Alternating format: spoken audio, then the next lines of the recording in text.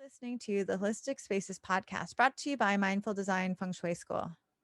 Episode 128, Design a Bedroom with Feng Shui Part 2. Welcome to episode 128 of the Holistic Spaces podcast, where we hope to inspire, educate, and empower you to create your own holistic spaces that nurture and resonate with you. Angie Cho and Laura Morris are the founders of the Mindful Design Feng Shui School. Together, they have over 3 decades of experience designing harmonious living spaces. Laura and Angie have guided thousands of people to shift their energy and revitalize their lives. Mindful Design School offers feng shui courses and certifications. Check us out at mindfuldesignschool.com. So, hi, Laura. Hey, how are you? I'm good. Um, We're back we're for back for the we're exciting back. second part. Yeah. Yes. So if you missed last week we had Design a Bedroom with Feng Shui Part 1. And this week we have Design a Bedroom with Feng Shui Part 2. Yes. So let's take it away. I'll take it away. So go back and listen to the last podcast episode if you haven't yet. And that's all about the setup of the bedroom and the layout and doing an audit about what's happening in the room, in your bedroom. This podcast is all about, we're taking it to the next step, and we're going to talk about so let's say that you've got your setup pretty well done, and now you're ready to bring in a particular type of energy, or you want to support yourself in a particular way using elements and bringing things into your space. I would say one thing maybe before we do this, and it's not something we actually talked about last week, but we've talked about it, many times. Maybe give your bedroom, before you get to this point, after you've done everything, like give your bedroom a really good clean. We talked about linens, we talked about bedding and stuff, but I would say declutter, do a reset on your bedroom. So clean it all out, purge some stuff, declutter. We're not saying you have to have a minimalist bedroom by any means, but do an audit. Like, you'd be surprised, when you go through clothing and you go through things, what you want to get rid of that you haven't done yet. Don't put pressure on yourself, but maybe just as a way to make this entire project more of a ceremony and more of a ritual, be really deliberate about how you're doing everything. So there's something about, when you put yourself into command, all the stuff we talked about, but also let's see about, really clearing the way to bring in some new energy, because before you start layering stuff on, it's good to sort of do a reset. So, okay. So, Angie, we're going to talk about natural elements that we're going to bring in. Is that what we're going to focus on? Yes, right? Yeah, I think that's what we said last week, that we would talk about bringing in, like, what you could bring in, like plants or crystals, and Okay. to activate, and then how that ties into the 5 elements, which is all about nature, right? Mm-hmm. Okay. Yeah. So what I would say is, you've cleaned and reset your bedroom now, and you've done the layout part. Now we encourage you to give some thought to, what do you want to bring into your life? And think about it in broad strokes, types of energies. And we're not gonna we are going to talk about the 5 elements, but we're going to kind of approach them from a slightly different way. So, Angie, do you want to, I think you might have some good ideas about how to tap into this idea of what you need more of. Yeah, so I would take some time, maybe get a journal and write down, just free write some aspirations that you have in regards to what you want to invite into your life. And also pay attention to your body and any emotional responses that you have when you walk into your bedroom. So it might be really helpful to do this journaling in your bedroom. So what is it like how does your bedroom feel? Like, what does it feel like when you walk into it? How well do you sleep? And then what is it that you want to invite into your life? For instance, do you want more stability, or do you want more um focus on your career? Do you want more support? Do you want more peace? Or do you want more like passion and vitality? And just do some explorations on that. Yeah. I start thinking about your bedroom in a place as a place that can support what you want to move through right now or what you want more of. And again, we're going to go through different ideas. We're going to have a blog post that's going to support this. This is gets a bit visual sometimes, but we also want you to think about this energetically. And again, I say this, and I said this last week, we're going to give you probably start to get into a lot of different things that you can add into your space. Please don't add them all. Just please pick one energetic way, or we're going to talk about that bubble thing, energetic, feeling and sense, and then maybe adopt in one or two corresponding elements that you could, like, actual physical things that you can bring in. Okay, so I just say that don't bring in a million things. Don't, do yourself a favor and keep it light and breezy. So Yeah. do you want me, should I go through the different kinds of energies that we kind of got here, we've bubbled in Yeah. here? But could you also remind people, well, I'll remind people why also the bedroom is really important Mhm. to work with in terms of achieving, or not achieving, but inviting things into your life. So your bedroom and your bed represents you. It's the closest space to you. And you spend so much time sleeping in there, receiving the energy. And so it's your bedroom is a symbol for you in your life. So that's why we are focused on the bedroom. And a lot of times we really recommend, especially for a feng shui novice or a feng shui dabbler, to just work with your bedroom because that's the energy that's closest to you. So it'll be very impactful. Yes. That's why we're picking the bedroom. It's really is the best place to start. And this is a really good exercise to see how the different five elements play with your own energy. So we've kind of, based on the five elements, we don't want this to be a podcast, a lesson on the five elements. So instead we're going to come at these from an energy standpoint. Okay, because really at the end of the day, the five elements are different characteristics or types of chi. We don't want to start to get you to, even though we're going to end up there, we want you to start with that idea that we're talking about feelings, senses, how the energy supports you. It's really about the unseen part of these elements. We want to start there. So we've bubbled, there's five of them. So we've got five general areas. And so, if you want to just sort of mentally make note when I read through each of them to see what jumps out at you, what is like, yeah, oh yeah, I want that. So I'll start with one. They're not in any particular order. No, they're not really. So we're going to start with warmth. The first one is warmth, love, passion, and feeling inspired. Yeah, that's one. And then the next one is at being energized, being more active, creative. So that creative spark, revitalized.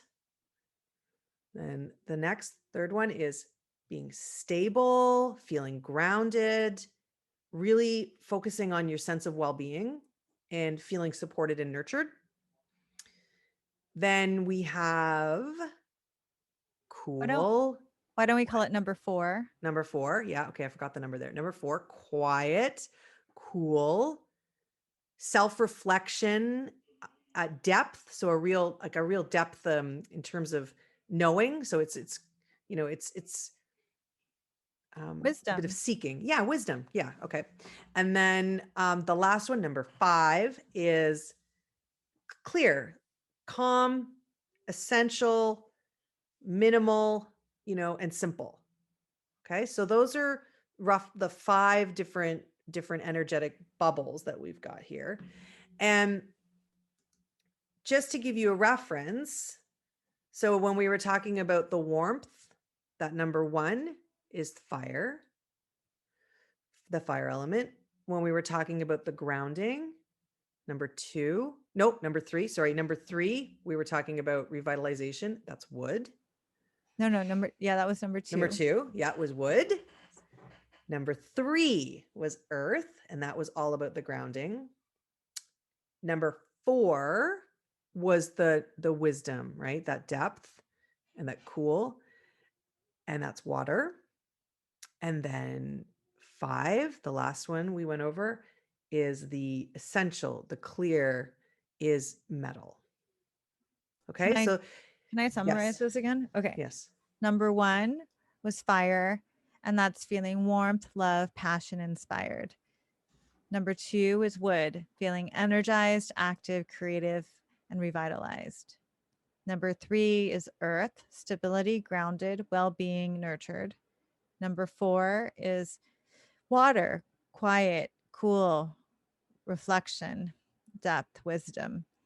And the last one, number 5, is metal element, which is clear, calm, essential, simple, and clarity. Okay, good. Thanks for the recap. Thanks. um, I was like, well, just because people are listening to it, I think it's good yeah, to it's hard. I know when you can't. clarify And it. we'll have little colored bubbles in the blog post. So if you want to rewind that and see what feels rewind, that's so old school. Jump back and see which one really resonated with you, okay? Because again, please don't do all of them. Now, there might be 2 that really jumped out at you and there might be a way of combining them, but let's just for the sake of simplicity, let's just pick one, okay? Let's stick with one. So, okay, let's talk about natural elements in the space because we're going to kind of go into different examples, right, Angie? So, what are some of the natural elements that we use in the space to bring these things in? So, some of the natural elements that we can include in our space that can bring in these 5 elements. And again, we're just going to have you highlight one. Um, it actually really goes back to the meaning of feng shui. And we talked about this in the last episode, but the words feng shui translate to wind and water. And it actually comes from a poem. And the beginning of the poem goes like this: The winds are mild, the sun is bright, the water is clear, and the trees are lush. So that kind of sums up a lot of the natural elements. Like we can use air or space, we can use light, like the sun or warmth, we can use water, we can use plants like trees, and we can also bring in earth with like crystals so and there's also other ways to like colors, but we're going to just talk about these natural elements.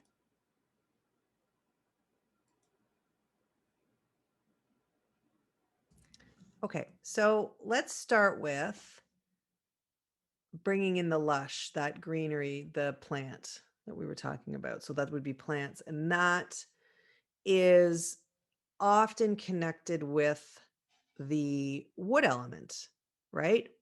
But you can, depending on the plant, you can actually, bring in and support other elements. But let's just keep it simple. Okay. Yeah. So So go. No, you go. well, I was thinking like maybe we can organize it that like we'll just go through like with fire, here's some plants and crystals and Okay. other So you things. want to go, we'll go right into them. Okay. So you want to go, Yeah. okay, let's go right into, so the first one is fire. Okay. That was the warmth, love, passion, inspired. Mm-hmm. Okay. So I'll do this one. So what I picked thinking about this is, well, when you think about warmth, love, passion, inspired, you think about potentially, connecting with a partner. Not always. There's some self-love connection as well, and being warm and nurturing to yourself, which is absolutely part of it. But I actually picked orchids, and I thought an orchid represents a, a a gentle partner, a charming partner, um, and or a potential partner, or to cultivate this with your existing partner. So for me, I thought that was great for the bedroom. And I will give you one more pro tip. Put it in Kun area, which is and if you don't know what that area is, go back and listen to our Bagua episode. That put it in the Kun area of your bedroom, or just put it on your nightstand or somewhere where you can see it when you walk into the bedroom. So that would be the plant. And also another little addition to that is that plants overall that wood energy, it feeds fire, right? So it's got that support. Yeah. And I also like for other natural elements like red or fiery crystals. And it's nice because it's just a little touch. So it can be like carnelian, which is a lot of warmth. I think carnelian's a great one for bringing in that fire element. So I'll do the second one. Okay. So our second category was wood, right? So that was feeling energized, active, creative, revitalized. And this one's pretty straightforward. This is a wood element, and wood element is plants and living green plants. So living green plants are a wonderful way to bring in more vitality and also healing and revitalize you and inspire creativity by bringing them into your bedroom. And one of my favorite plants recently is the monstera, and so that's a great one and it's pretty easy to take care of. But you can also use something like pothos because it's really really easy if you're Mm-hmm. new to plants. And again we have a whole like podcast episode about plants, so check that out. And then as far as like a crystal, I like green quartz. And also Yeah. moss agate too is Oh, kind of nice. like green. It's a little bit more earthy though. Yeah. I was actually going to say, I wasn't going to, but those are good, but I wasn't going to talk about a crystal. I was going to say another way you can bring in this energized, active, creative, revitalized energy is if you don't have a green thumb or you don't have a great light source in your bedroom, um, you could have imagery of plants, wood, like it's a great opportunity to for the artwork in your bedroom to be focused on, an upward growing, beautiful, lush image of something that's, trees or grasses or plants or something, photography. So there's that too. And when you're bringing in with that intention to bring more of that energy in. So you don't have to do a physical plant, although the physical plant, it's bringing in all the other benefits as well. So, okay. So I'll do the next one, which is earth, which was stability, grounding, focus on well-being, nurtured. And for this, okay, so this one, I will talk a little bit about the color in this, just because it's going to be intuitive. For me, it's either yellow, but what's really intuitive is earth tones, right? Those earthy tones that make you feel grounded. Like, I mean, it's connected to the earth. It brings that in.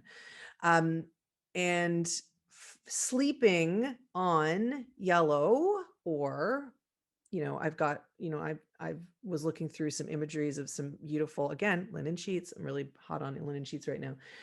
That were in this beautiful mocha color. Like, it's just, for me, it just feels so inviting. So that would be one way to do it. And you're sleeping on it and you're kind of wrapping yourself in this earth element chi color thing.